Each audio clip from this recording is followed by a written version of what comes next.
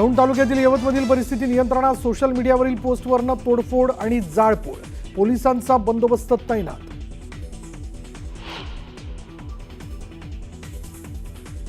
बाहेरील व्यक्तीनं चुकीचं स्टेटस ठेवल्यामुळे यवतमध्ये तणाव. मात्र सध्या परिस्थिती नियंत्रणात. बेकायदेशीर काम करणाऱ्यांवर कारवाई होणार, मुख्यमंत्र्यांनी ठणकावलं.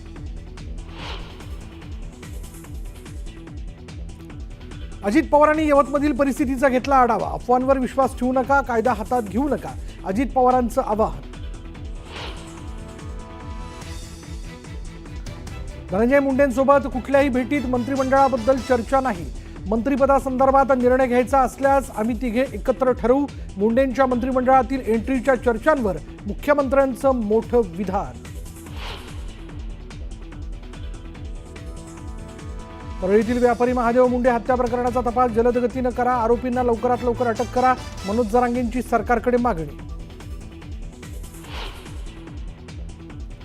कुठं चौकोनाला तरफडू नका. तिथं जाऊन कुठं टॅक टॅक ढगात गोळी मारू नका.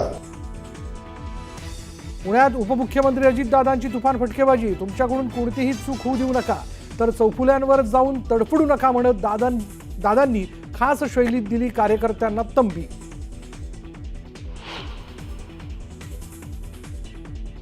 एटम बॉम्ब है, फटेगा तो आप इलेक्शन कमीशन आपको दिखेगा नहीं हिंदुस्तान.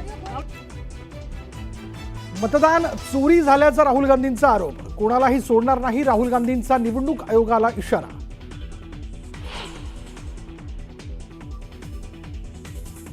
पिंपरी चिंचवडमध्ये व्यायाम करताना तरुणाचा मृत्यू. जिममध्ये चक्कर आली आणि तरुण जागेवर कोसळला.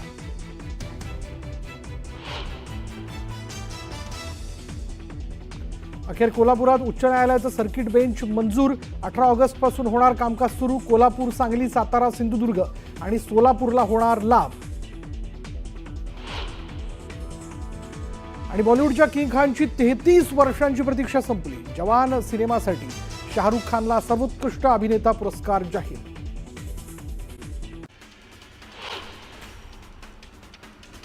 तुळजाभवानी मंदिरात आजपासून पुढील 10 दिवस फक्त मुखदर्शन सुरू राहणार आहे. मंदिराच्या गाभाऱ्याच्या दुरुस्ती कामासाठी हा निर्णय घेण्यात आलाय. दरम्यान तातडीनं काम पूर्ण करून प्रत्यक्ष दर्शन सुरू करण्याची मागणी भाविकांनी केली. दौंडच्या यवतमध्ये 2 गटात मोठा तणाव निर्माण झालाय. सोशल मीडियावर आक्षेपार्ह पोस्ट केल्यानं 2 गटात राडा झाला. दरम्यान यवतमध्ये पोलिसांचा मोठा बंदोबस्त तैनात करण्यात आला. दौंडच्या यवतमधील तणावानंतर सर्वपक्षीय नेत्यांकडून आणि पोलिसांकडून शांततेचं आवाहन करण्यात आलं. अफवांवर विश्वास न ठेवण्याचं आवाहन पोलिसांनी नागरिकांना केलं. बाहेरील व्यक्तीनं चुकीचं स्टेटस ठेवल्यामुळे यवतमध्ये तणाव निर्माण झाला होता. मात्र परिस्थिती नियंत्रणात असल्याचं मुख्यमंत्री देवेंद्र फडणवीसांनी स्पष्ट केलं. बेकायदेशीर काम करणाऱ्यांवर कारवाई होणार असल्याचंही मुख्यमंत्र्यांनी स्पष्ट केलं.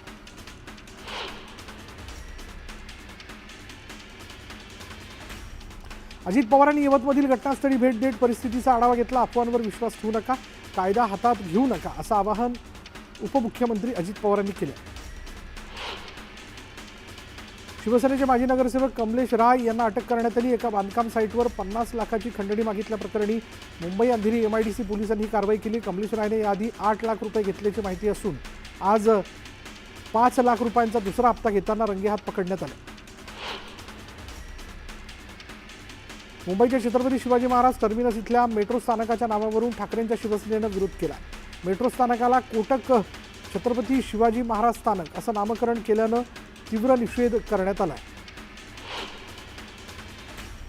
मुंबईतील बोरिवली पश्चिम भागातील अनधिकृत बांधकामांवर BMCने कारवाई केली. अनधिकृत फेरीवाले, स्टॉल, हातगाडी आणि रस्त्याच्या कडेला असलेल्या खाद्यपदार्थांच्या स्टॉलवर कारवाई करण्यात आली. पिंपरी चिंचवडमध्ये भर दिवसा एका व्यापाऱ्यावर गोळीबार झाला आणि यात 20 वर्षीय व्यापारी गंभीर जखमी झाला. गोळीबाराचं कारण अद्याप अस्पष्ट आहे आणि यामुळे पिंपरी चिंचवड पोलिसांच्या कार्यक्षमतेवर प्रश्नचिन्ह निर्माण झाले. वसईच्या बेनापट्टी स्मशानभूमीत झुले आणि व्यायाम उपकरणं बसवल्यानं माजी महापौर प्रवीण शेट्टींनी संताप व्यक्त केला. यावेळी स्मशानभूमीत प्रवीण शेट्टींनी अनोखा आंदोलन करत पालिकेचा निषेध केला. ईडी आघाडीचे खासदार येत्या 8 ऑगस्टला केंद्र सरकारविरोधात आक्रमक भूमिका घेणार आहेत. याच दिवशी ते संसद भवन इथून केंद्रीय निवडणूक आयोगाच्या कार्यालयापर्यंत पदयात्रा काढणार आहेत. निवडणूक प्रक्रियेबाबत वारंवार होणाऱ्या शंका, मतदार याद्यांमधील अनियमितता आणि स्वायत्त संस्थांवरील राजकीय हस्तक्षेप याविरोधात हा निषेध नोंदवला जाणार आहे. मतदान चोरी झाल्याचा राहुल गांधींनी गंभीर आरोप केला आणि कोणालाही सोडणार नसल्याचं म्हणत राहुल गांधींनी निवडणूक आयोगाला इशारा दिला.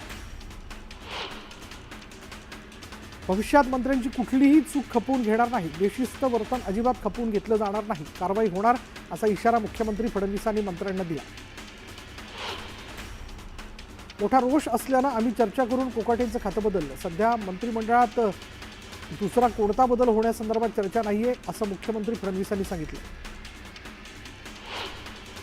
अजितदादा आणि मुख्यमंत्र्यांचा निर्णय मला मान्य आहे, मी नाराज नाही, मी खूप आनंदी आहे असं माणिकराव कोकाटे म्हणाले. भरडेंकडे खाते सोपवल्यानं त्याला निश्चित न्याय मिळेल असं कोकाटे म्हणाले. फक्त खातं बदलून चालणार नाही, खातं बदललं म्हणजे कोकाटेंनी काहीही करण्याची त्यांना सूट आहे अशी टीका अनिल परब यांनी केली.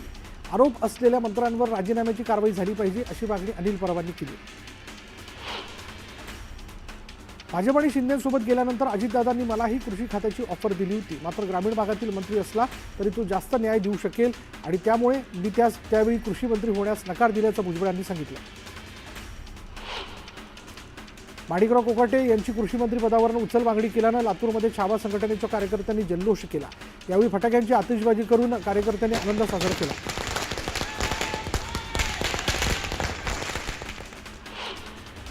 पुण्यात अजित पवारांना आपल्या भाषणातून फटकेबाजी करत आपल्या शैलीत कार्यकर्त्यांना तंबी त्यांनी दिलेली आहे. तुम्ही आता राष्ट्रवादी काँग्रेसचे पदाधिकारी आहात, कधी कुठे काही चूक होऊ देऊ नका असा इशारा अजित पवारांनी दिला.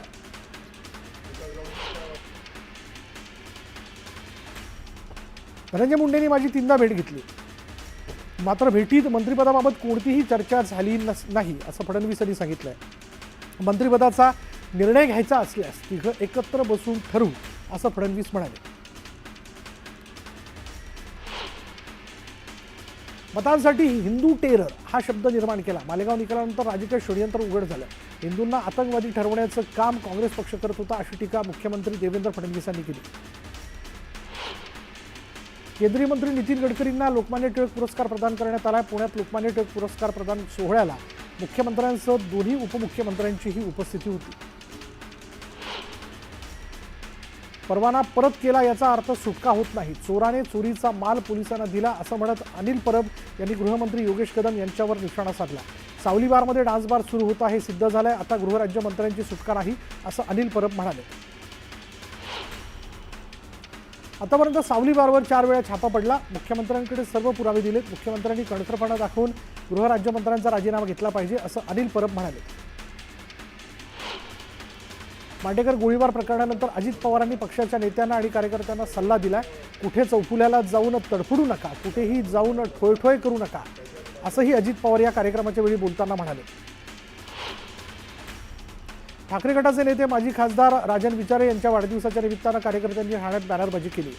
बाप तो बाप रहेगा याचे बॅनर झळकले असून यातून शिंदे गटाचे खासदार नरेश मस्के यांनी टोला लगावला.